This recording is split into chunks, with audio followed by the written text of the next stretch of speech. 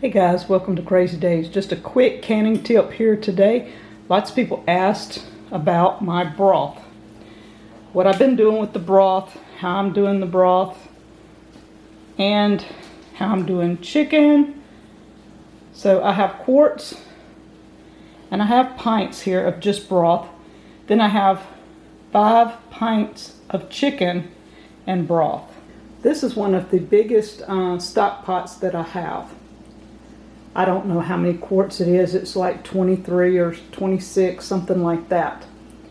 I've got 6 chickens in there. It's pieces of chicken. It's the necks, the backs.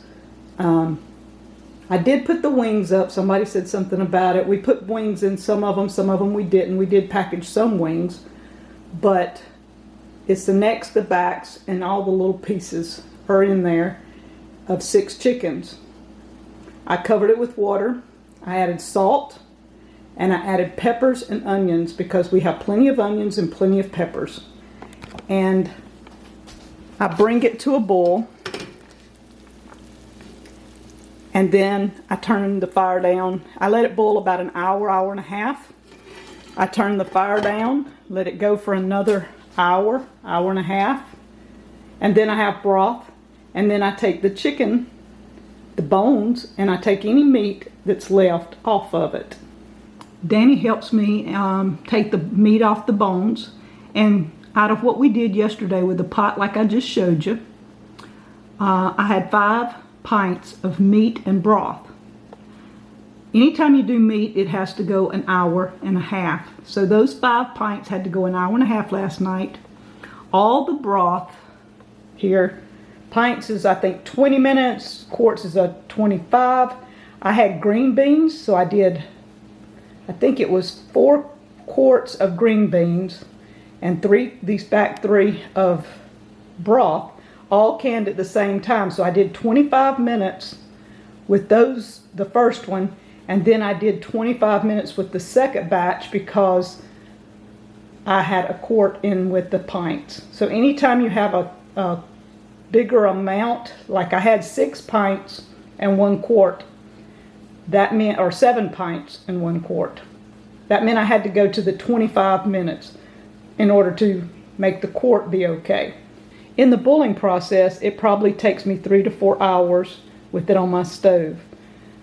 With this, it took another 3 hours to get all this done or so.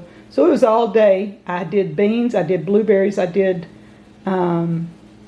huckleberries. The blueberries and huckleberries were water bathed. I did it in between while I was waiting on these pots to get up to pressure and can. So you can do round robin stuff, do lots of things at one time. Yesterday, this is what we did with the chicken. That's a lot in one day. I cooked the broth. After lunch, Danny helped me take the meat off, and guys, I pressure canned late yesterday evening. I was pressure canning all evening. Look at it. It's perfect.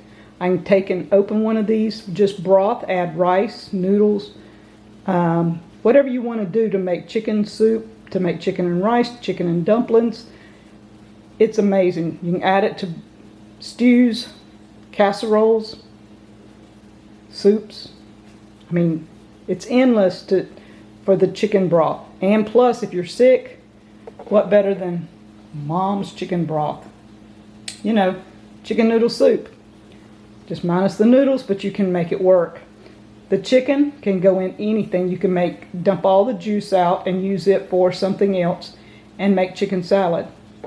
You can use it with the broth in any dish that chicken spaghetti, chicken and dumplings, chicken and rice, whatever you want to make, you can add this meat and the broth.